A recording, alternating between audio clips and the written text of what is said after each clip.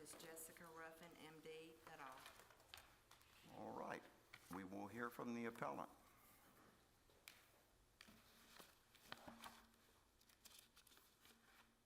Good morning. May it please the court. My name is Nora Alisani Taub, and along with Thomas Greer, we represent the plaintiff appellant, Kayden Kelly, a minor who was catastrophically injured at birth and whose claim is brought by Alicia Kelly, his legal guardian and grandmother. I'd like to reserve 2 minutes for rebuttal. 2.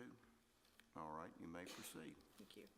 This case presents a few important issues regarding access to courts and healthcare liability actions.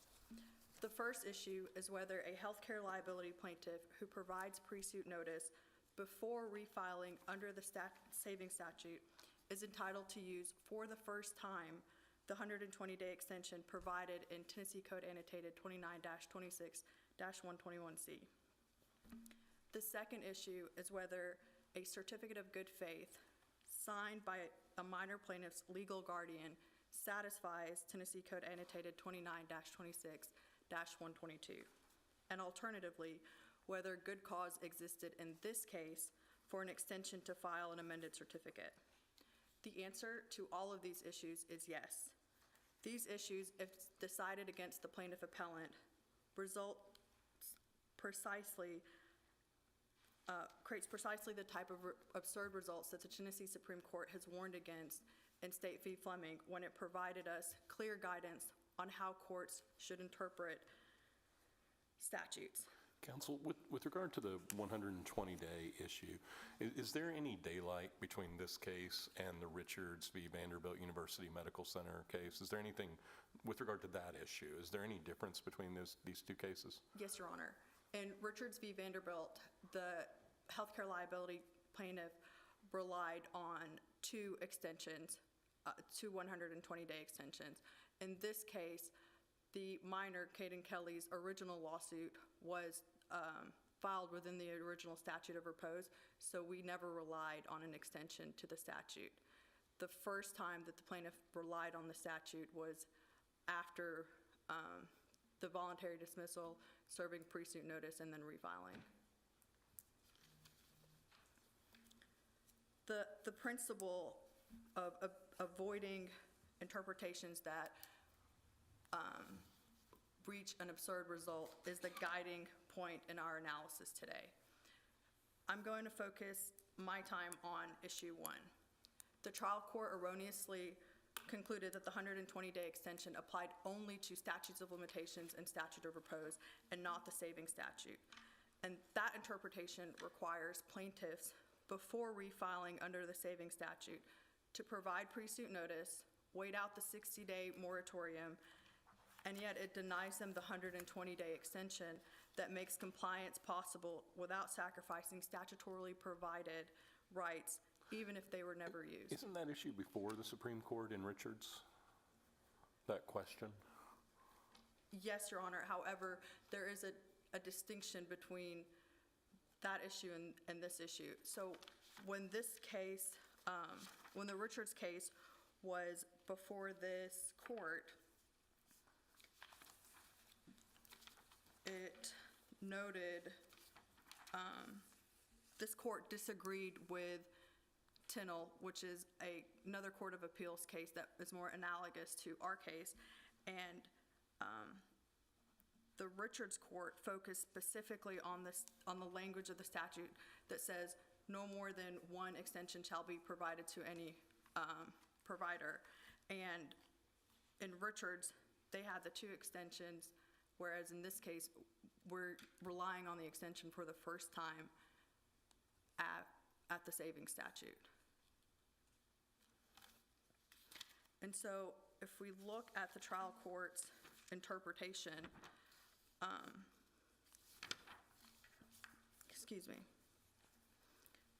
it creates an artificial barrier that the legislature never intended. And we do have to look at the legislature's intent.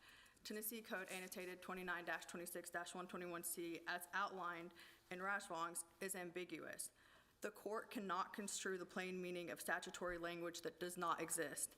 In this case, the language that doesn't exist is the application of the 120-day extension to the saving statute.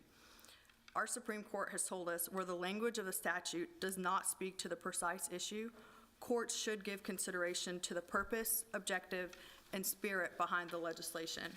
And in looking at the purpose, objective, and spirit of the Healthcare Liability Act, our Supreme Court explained in Myers that the legislature mandated pre-suit notice for all healthcare liability actions, including refiled ones, for a couple of purposes. First, it's to allow time for defendants to investigate claims and encourage early resolution prior to suit being filed. Second, it's to discourage the filing of claims that have not been properly vetted by appropriate medical professionals. Neither purpose is served by the trial court's interpretation and application of the statutes in this case. Another indication of the legislative intent through the adoption of the 120-day extension is to prevent the pre-suit notice requirement from shortening a statutory filing period. This is an indication of the legislature's intent that complying with the pre-suit notice should not result in any lost time to file an action to comply within a statutory deadline. In looking at the savings statute, our courts have long recognized its remedial purpose and that it should be liberally construed in order to serve that remedial purpose. And that knowledge is presumed by the legislature when enacting new requirements, including the pre-suit notice requirements and the 120-day extension to the statutory filing periods. The interpretation as advanced by the defendants would transform that remedial savings statute from 12-month to a 10-month period in any instance of a healthcare liability where a plaintiff non-suited the case and then sought to refile. And that interpretation and application of the statute creates that absurd result that the Tennessee Supreme Court has warned us against. And that result is a requirement for pre-suit notice that makes it impossible for a plaintiff to send out proper notice while also receiving the benefit of specific statutorily expressed extension of a statutory filing deadline. Our interpretation better aligns with the conservative principles of statutory construction because extending the savings statute matches the legislature's express policy goals of allowing times for parties to explore resolution before suit is filed. It also avoids creating conflict between the statute of repose and the requirements of the Healthcare Liability Act. It preserves the remedial purposes of the savings statute without judicial expansion, and it prevents the absurd result that is the main problem with the defendant appellee's position. And our adversaries rely heavily on Richards v. Vanderbilt, and I understand that this case was addressed by this court and it is currently pending before the Supreme Court. But as I briefly outlined, that case is distinct from the issues presented today. In our case, Kayden Kelly's claims were original filing was within the statute of repose, and so the original filing in this case did not involve the 120-day extension provided in Section 121. Rather, the plaintiff sought to use the statutory right for the first time in the refiling of this action. In the Richards case, Judge Stafford's concurring opinion noted that a harsh result does not necessarily equate an absurd result. And while we're waiting for the Tennessee Supreme Court's ruling on whether the Richards case falls into that category of absurd result, the distinction is much clearer in our case. To deprive the catastrophically injured minor plaintiff of his right to utilize a 120-day extension for the first time reaches that absurd result threshold. In looking at Rajwangs and Cannon, the two cases by the Supreme Court that analyze transitional plaintiffs, they provide us a lot of guidance and clarity. What Rajwangs and Cannon did was they dealt with a gap in the statutory scheme. Granted, it was a different group that had that gap, but we still have a gap today here. Rajwangs, our gap here is the category of plaintiffs who did not rely on a 120-day extension in their original filing, but then seek to use it pursuant to the savings statute. Is that not more an application of the statute than a gap?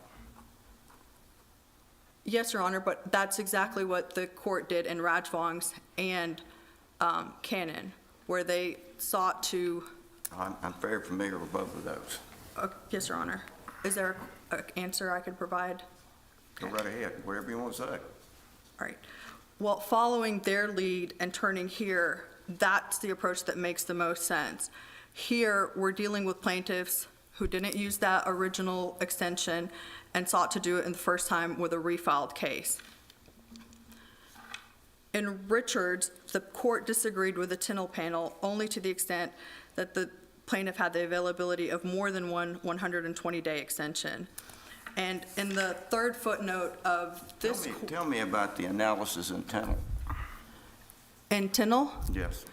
So in that case, the plaintiff was in a category where she did not rely on the original, she didn't rely on an extension in the original lawsuit, but then did so when she refiled. Right, I'm familiar with the facts. I'm looking for the analysis in Tinnell. Oh, in Tinnell, the court said that they actually followed the reasoning of Rajvongs, and they said that it was unable to conclude that the General Assembly intended to require plaintiffs to provide pre-suit notice before refiling under the saving statute, and yet deprive them of the 120-day extension. But that's just following the holding. That's not analyzing it. I'm looking for any analysis that you find in Tinnell.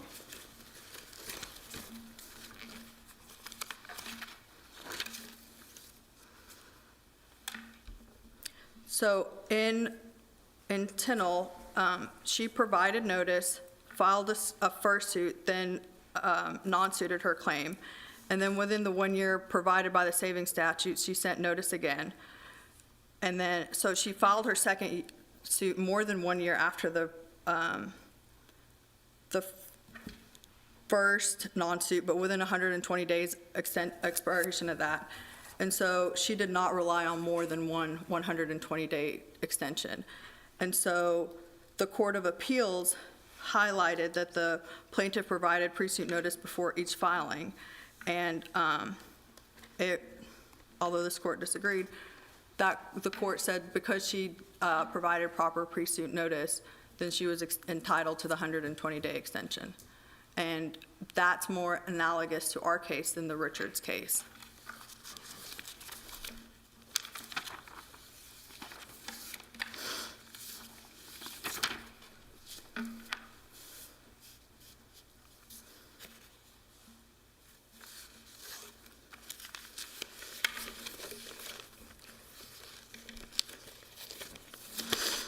Sorry, Your Honor. Both Section 121 and the saving statute serve remedial purposes. They provide rights to people.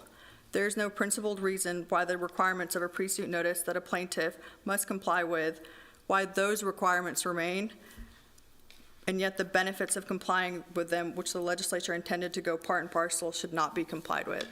Your Honors, I am out of time, so I'm going to rely on our briefing for issue number 2, unless there are any questions by the court. You still have your rebuttal time. Yes, Your Honor. I see no questions. Thank you.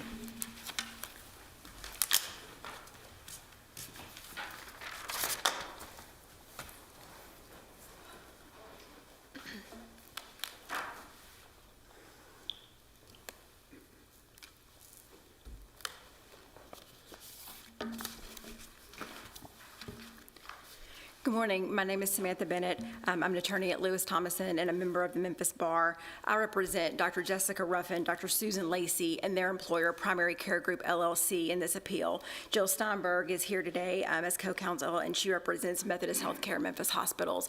I will be handling the argument this morning on behalf of all defendants, so there will not need to be an allocation of time. Okay. This appeal arises from the trial court's dismissal of the complaint against all defendants on the grounds that the claims against the defendants are time barred because the complaint was not refiled within the 1 year saving statute. In refiling the complaint, the plaintiff attempted to rely on 121C to give an additional 120 days after the lapse of the saving statute in which to refile. In their motion to dismiss, the defendants argued that 121C does not extend the saving statute. The trial court correctly dismissed the plaintiff's complaint as untimely, finding as such. The issue presented in this appeal, whether 121C is applicable to extend the saving statute, turns on the proper interpretation of 121C. Same question as to opposing counsel. Is there any daylight here between this case and Richards? Perhaps. So in Richards, as counsel mentioned, the plaintiff used 2 extensions of the 120 days under 121C. In doing so, one of those extensions was of the saving statute. When the Court of Appeals decided this case, the Court of Appeals decided to look at only the part of 121C that addressed the numerical limitation on the number of extensions available.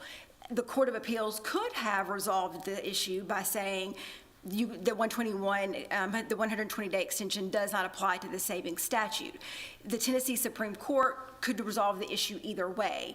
So it is possible that Richards will be dispositive of the issue presented in this appeal, but it may not be. It will depend on how the Tennessee Supreme Court rules. As a practical matter, does that mean we're waiting for Richards here in this case before this court should reach a resolution?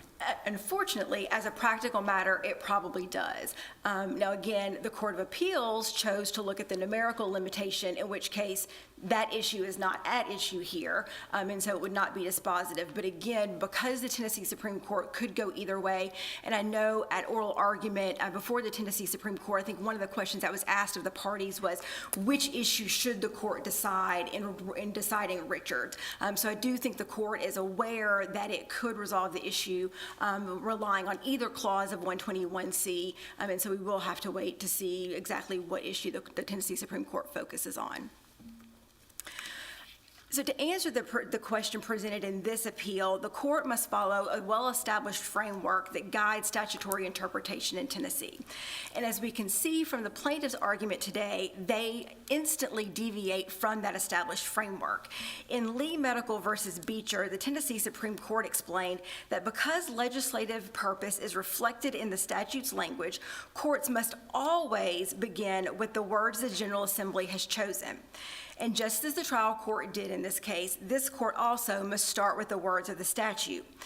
The plaintiff asked this court to skip over and ignore the plain language of the statute and jump immediately into considerations of legislative history and purpose. But courts are not at liberty to skip the analysis that involves looking at the exact language of the statute. In looking at the language of the statute, the first question to determine is whether or not the statutory language is clear and unambiguous. A statute is ambiguous only when the parties derive different reasonable interpretations of the statutory language. If the statute is unambiguous, courts must apply the plain and ordinary usage of the language without a forced interpretation that would restrict or expand the meaning of the statute. If we look at the language of 121C, the statute in pertinent part states, when a notice is given to a provider as provided in this section, the applicable statutes of limitations and statutes of repose shall be extended for a period of 120 days. Reading the words of the statute, when a plaintiff gives proper notice, 121C automatically extends the statute of limitations and the statute of repose. That is the extent of the authority that is granted by 121C to extend a filing period. When considering the language of the statute, there's also a number of presumptions, statutory presumptions that the courts take into consideration. And there are 2 that are of particular importance here. The first is that the courts must presume that the legislature knows the law and makes new laws accordingly. This means that the courts must presume that the legislature, when it enacted 121C, knew that the saving statute applied in healthcare liability cases. And it must also presume that the legislature knew that the saving statute is not a statute of limitations and it is not a statute of repose. The second presumption is that courts must presume that the legislature says what it means and means what it says. Likewise, the courts must presume that the legislature does not say what it does not mean. Analyzing the words that the legislature used in 121C related to the extension, the language of the statute is clear and unambiguous. There's only one reasonable interpretation of this language. 121C says that the extension applies to statutes of limitations and statutes of repose. The saving statute is neither of those. 121C does not say that the 120-day extension can extend the saving statute. If the legislature had intended for 121C to apply to the saving statute, it was incumbent upon the legislature to say that in the statute, and it very easily could have done so. This court must presume that the saving statute was not included in the language of 121C because the legislature did not want it to be included. For this court to now interpret 121C as extending the saving statute, this court would be straying from foundational rules of statutory interpretation. Because the language of 121C is unambiguous, courts are not now permitted to consider factors outside the statutory language, such as public policy, background or purpose of the statute, or the entire statutory scheme.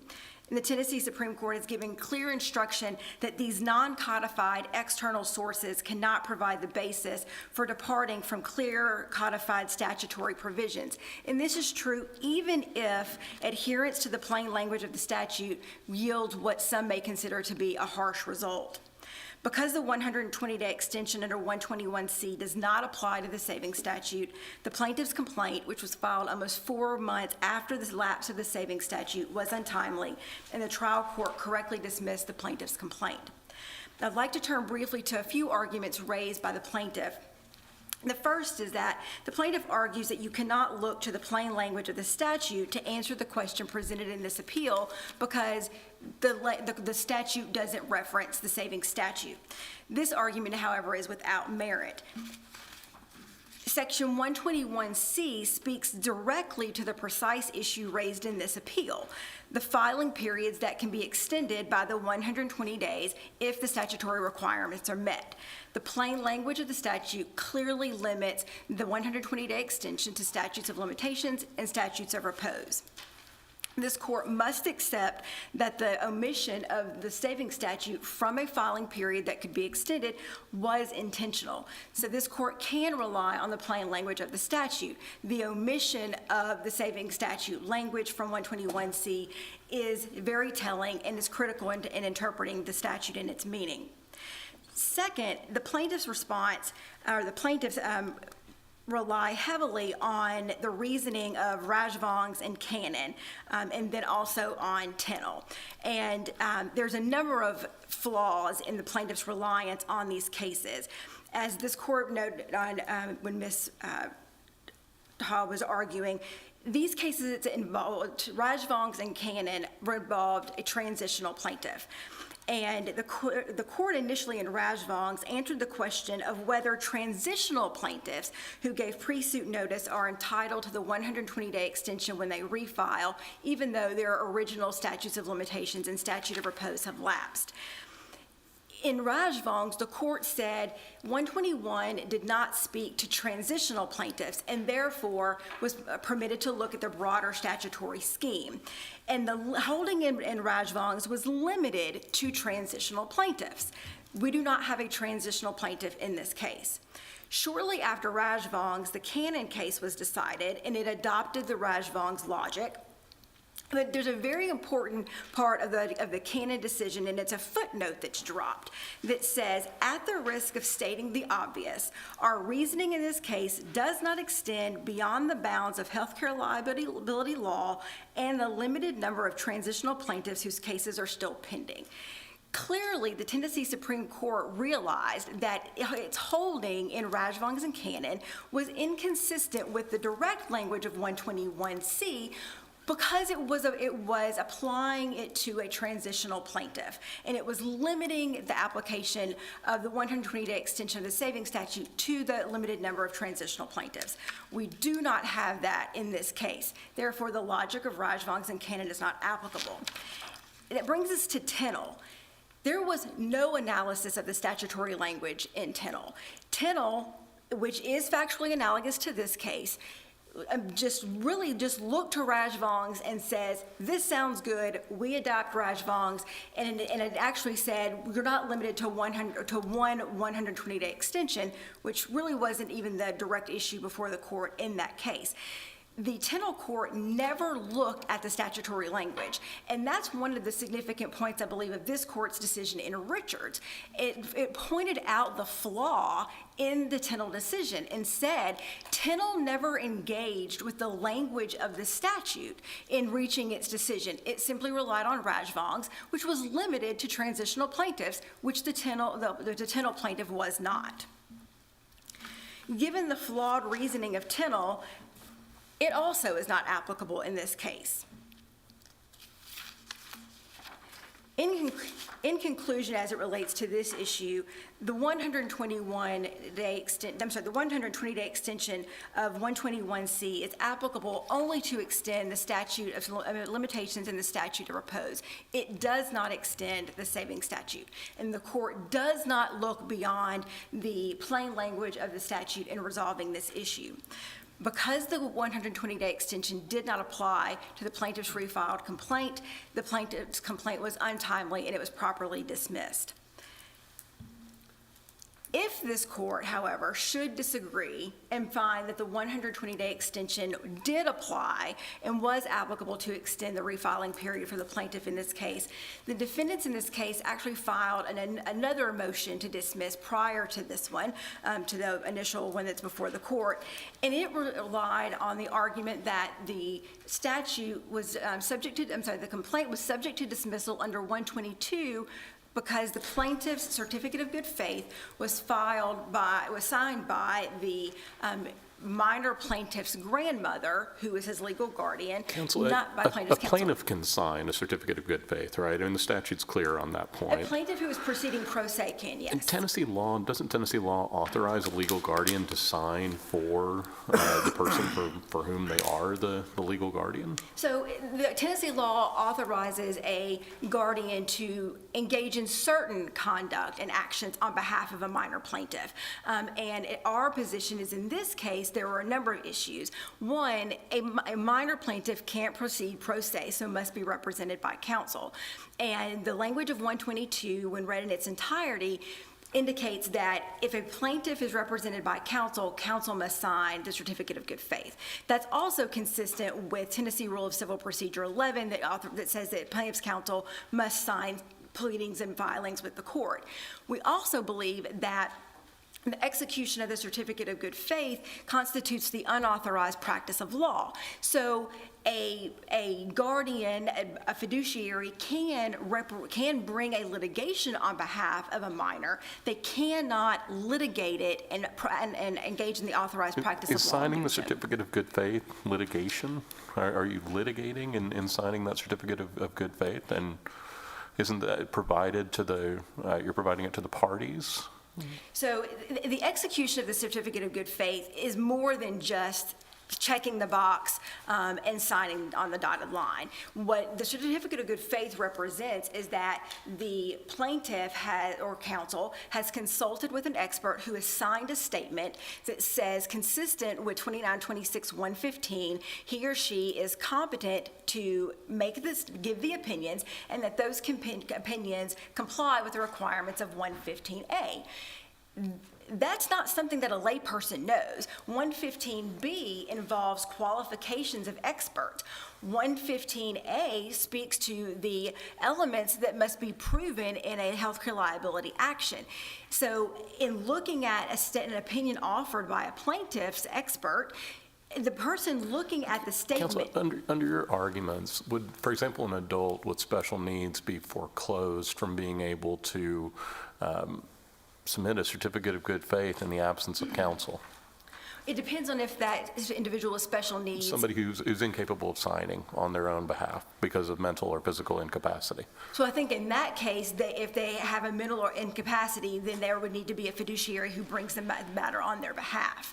If they don't have the capacity to sue because of a mental incapacity or mental defect, then I believe they're in the exact same situation we are here, where there would have to be a fiduciary that brings the matter on their behalf. Unless there are any other questions, I will. I see none. Thank you.